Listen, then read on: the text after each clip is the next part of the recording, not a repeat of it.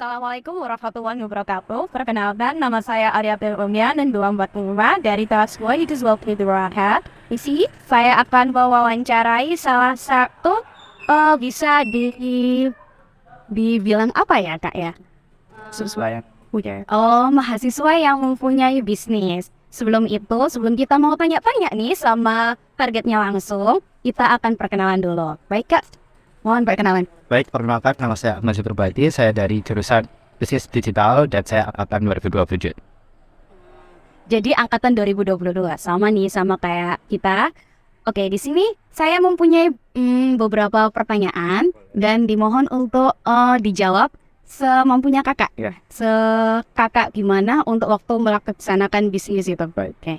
Sebelumnya kakak punya bisnis apa nih? Saya punya bisnis catering sama atrai Catering sama itu udah berjalan udah lama atau barusan? dari SMK. Oh, dari SMK. Jadi sekarang tinggal berjalannya aja. Ya, Itu secara online offline.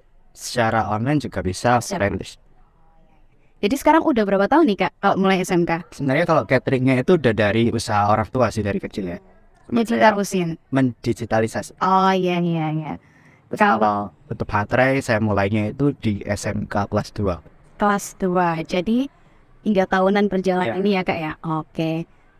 Yang pertama nih kak, aku mau tanya, apa sih motivasi kakak untuk memulai bisnis catering makanan ini? Ya, saya motivasi awalnya ya pastinya orang tua ya. Ya. Gimana caranya kita buat ningkatin value yang orang tua usahakan kan? Ya. Nah, dari situ saya punya keinginan untuk memajukan yang tadinya awalnya bisnis tersebut konvensional itu digitalisasi menjadi lebih maju lagi. Sekarang juga kan teknologi makin canggih nih kak Ya. ya, dan juga better sama jurusan kakak. Ya, Jadi otomatis ingin juga orang tua juga bangga dengan apa yang kakak pelajari di kuliah ini ya. Oke, bagus banget. Yang kedua nih, selanjutnya yaitu bagaimana kakak mengidentifikasi peluang bisnis di pasar catering makanan ini kak? untuk mengidentifikasinya itu lebih ke arah kita melihat dari tempatnya, dari lokasi kita tinggal. Nah, kebetulan juga catering yang saya buat ini itu punya hotel juga, Iya. kayak sekecil-kecilan. Cuman daerah situ emang sudah terkenal daerah industri, banyak Iya. kerja juga, banyak kerja kantoran, bahkan bea cukai juga ada. Iya. Daerah situ, tepatnya di daerah Perak. Nah, saya identifikasinya dari situ. Kebetulan di sana juga untuk memulai bisnis seperti itu tuh sangat menguntungkan. Karena untuk akses orang jualan makanan itu kan sangat jarang ya buat yang untuk harga ekonomis ya. Nah, saya buat tempat. Jadi ternyata kakak dari sini ya, Surabaya, Perak. Oh iya, oke.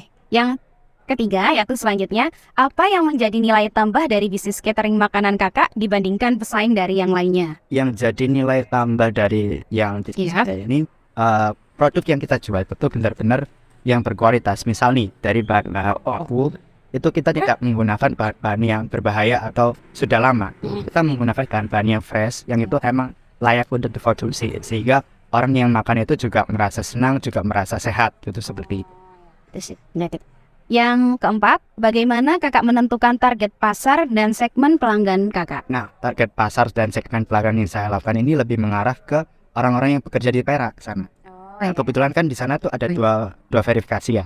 Ada yang kerja kantor sama kerja kasar. Iya. Ini saya bedakan. Yang pekerja kantor ini mereka membutuhkan makanan yang sehat, yang benar-benar yang berkualitas. Walaupun untuk ukuran porsi mereka sangat tidak memperkirakan porsi, soalnya mereka tidak kerja kasar. Nah, tapi berbalik dengan orang yang kerjanya kasaran. Nah, itu membutuhkan porsi yang banyak dan untuk lauknya juga banyak. Yang penting mereka kenyang dengan harga yang ekonomis. Kalau orang kantor kan walaupun harganya mahal, nggak apa-apa, yang penting saya. Jadi dibedakan kak ya antara mana makanan buat orang kantoran sama yang pekerjaan kasar. Oke, selanjutnya nih kak, apa strategi pemasaran yang paling efektif yang kakak gunakan untuk mempromosikan bisnis kakak? Nah, saya itu kemarin itu lebih ke arah membangun relasi dulu kepada orang pelanggan-pelanggan secara konvensional. Iya. Saya tanya dulu mereka kerja di kantor mana. Itu saya tanyakan, mau nggak Pak? Nah, misal saya tawarkan makanan, saya kasih tester, nanti misal cocok bisa order untuk berkelanjutan atau gimana, itu boleh bisa saya antar atau diantar oleh si driver. Ya, sangat menggunakan sekali. Selain itu saya juga buka secara online ya di Gobis. Oh iya, itu aja. Itu juga. Selanjutnya Kak, apa strategi untuk mempertahankan pelanggan setia Kakak untuk mau terus beli apa yang Kakak Sebenarnya untuk itu kita lebih ke arah kualitas yang kita berikan.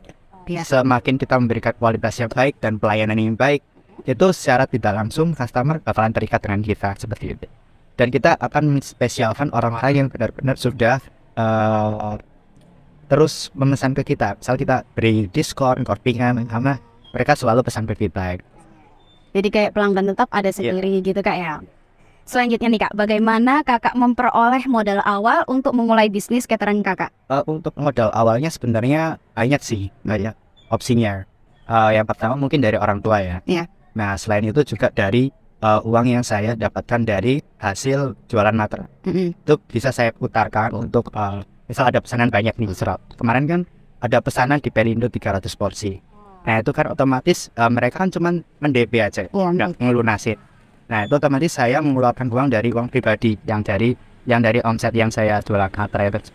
Nah itu saya kelola, saya putar buat modal usaha tersebut biar pesanannya bisa tercukupi dengan jumlah yang diminta. Kalau ada kayak, kan sekarang ada yang kritik dan juga saran tentang itu Kakak gimana sih? Kalau langsung bicara langsung atau ada kayak aplikasinya atau gimana? Saya sangat mensupport orang-orang yang memang memberi masukan dan kritik ya. Dengan itu kita itu bisa memperbaiki apa yang menurut mereka kurang. Kita nggak bisa menilai diri sendiri dari orang lainnya. Iya pasti. Nah, dengan masukan dan saran itu kita bisa memperbaiki apa yang kurang seperti itu. Jadi saya sangat mendukung orang yang memberikan saran dan kritik sih. Untuk pertanyaan terakhir nih Kak, gimana untuk nyemangatin para anak-anak muda, generasi muda untuk sekiranya kan sekarang di Indonesia ini kan banyak nurun sekali ya Kak ya tentang kewirausahaan. Gimana sih Kakak untuk menyemangati para anak muda, generasi muda khususnya mahasiswa ini untuk terus tetap belajar kewirausahaan? Kalau kan dilihatkan kayak apa tuh kewirausahaan? Itu gimana sih Kak? Sebenarnya kita harus mulai dari nol dulu ya. Mungkin kita mulainya itu dari atas itu. Ya kita usaha kecil-kecilan aja dulu. Misal kita sebagai anak mahasiswa ya, ingin kita bisa usaha print. Ini itu bisa kita jadikan sebuah usaha gitu. Kalau kita nanti yang penting itu usaha yang kita rintis itu konsisten. Enggak yang sehari usaha sehari enggak. Kita harus konsisten. Dengan konsisten itu orang tuh jadi tahu gitu loh. Oh orang ini jualan printan jasa print. Tapi kalau kita misal sehari 2 hari enggak gitu, orang kan jadi enggak tahu. Makanya itu harus konsisten. Kebanyakan kan orang yang berusaha itu pasti ada sains 19 kali. Karena mereka mulai lebih awal. Gitu. Oke. Baik, terima kasih. Itulah beberapa pertanyaan yang kami ajukan untuk Kak Kak Ahmad. Aku panggil Kak Ahmad ya. Oke, baik. Terima kasih. Sekian dari kelompok kami. Assalamualaikum warahmatullahi wabarakatuh. Kan sih Kak, sangat